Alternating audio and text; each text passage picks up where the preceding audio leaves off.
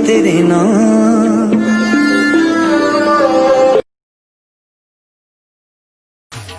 I love you ये मारी जान आवे मन तारी याद थारी सोगिन दिलड़ा घड़ा पकाली रे मारी जान अरे सर्दी की ठंड।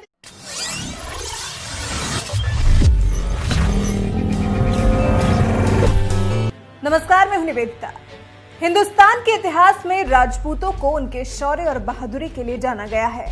कहा तो यह भी जाता है कि हिंदुस्तान में 7वीं शताब्दी से 12वीं शताब्दी तक राजपूताना युग रहा है। राजपूत हमेशा से ही अपने अनूठे कामों के लिए जाने गए हैं और अब एक बार फिर एक राजपूत परिवार के जरिए एक और अनूठी पहल की गई है, जो एक समाज सुधारक शुरुआत है। ये शुरुआत है दहेज की बेड़ियों में जकड़े इस समाज को आजाद करने की। आमतौर पर बेटियों के दहेज की बलि चढ़ने के मामले भी खूब सामने आते हैं। आमतौर पर देखा गया है कि दहेज की इस प्रथा को खत्म करने की बात तो बहुत लोग करते हैं, लेकिन इसकी पहल करने की कोशिश कोई नहीं करता। लेकिन इस मामले में पहल करते हुए राजस्थान के एक राजपूत परिवार ने मिसाल कायम की है। इस परिवार ने दहेज में मिले 31 लाख रुपए से भरे थाल को दुल्हन के परिवार को वापस लौटा दिया और हर किसी को दहेज की इस कुरीति को समाज से खत्म करने का संदेश दिया। ये समारोह राजस्थान के सिरोही जिले के गांव आमथला में हुआ। तो चलिए बताते हैं आपको इस अनूठी पहल का पूरा घटनाक्रम। जानकारी के अनुसार सिरोही जिले के गांव आमथला के देवड़ा परिवार के हनुमंत सिंह के बेटे बलवीर सिंह की सगाई जैसलमेर के फलसुंड पोखरण के जोधाड़ा परिवार के मोहन सिंह जोधा की बेटी से तय हुई। रविवार को दुल्हन पक्ष टीका लेकर आया था। तब दुल्हन के पिता ने दूल्हे बलवीर सिंह और उसके पिता हनुमंत सिंह को बतौर शगुन 31 लाख रुपए से भरा थाल दिया।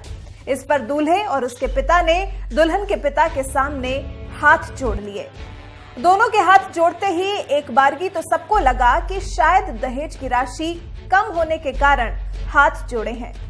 वहां मौजूद हर शख्स यही सोच रहा था कि क्या 31 लाख की राशि कम है। लेकिन जब ये पता चला कि दूल्हे और उसके परिवार ने दहेज के 31 लाख रुपए लेने से इनकार कर दिया है, तो वहां मौजूद हर शख्स ने दूल्हे पक्ष की जमकर तारीफ की। जब इस बारे में बलवीर के पिता से बात की गई तो उन्होंने बताया कि बेटे बलवीर सिंह के टीका दस्तूरी में फलसुंड से संबंधी टीका लेकर गांव आमथला आए। टीके की रस्मों के दौरान उन्होंने बतौर दहेज 31 लाख रुपए देना चाहा, तो मैंने और बेटे ने लेने से मना कर दिया, क्योंकि बेटियां अनमोल हैं, इनका मोल नहीं लगाया जा सकता। आज 31 लाख दे रहे हैं, कल किसी को 51 लाख या 1 करोड़ देने पड़ेंगे। इस प्रथा का कोई अंत नहीं है। बेटियां 2 घरों को संवारने वाली होती हैं, इसलिए दहेज जैसी कुरीति को बंद करने की पहल हमें खुद से ही करनी होगी। अगर सब हनुमंत सिंह की तरह सोचने लगे तो वो दिन दूर नहीं होगा जब हम दहेज की इस कुरीति की जड़ों को अपने समाज से उखाड़ फेंकेंगे।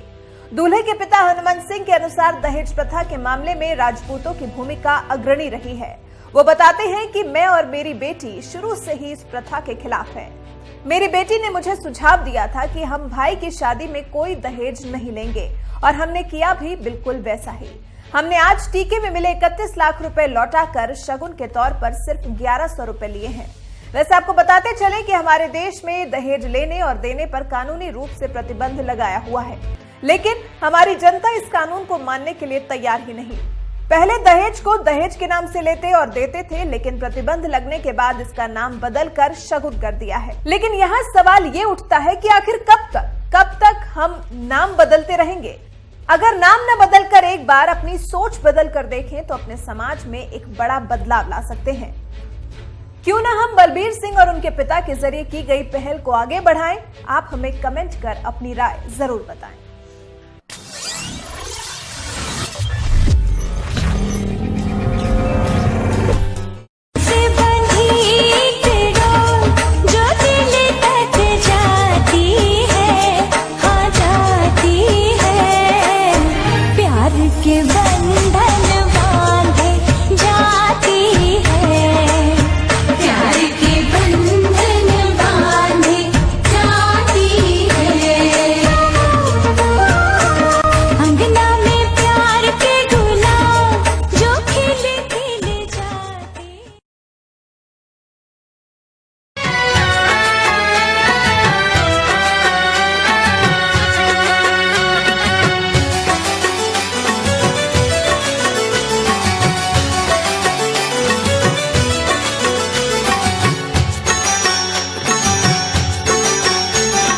दीप जले हैं हर घर में, देखो आज आई दीप।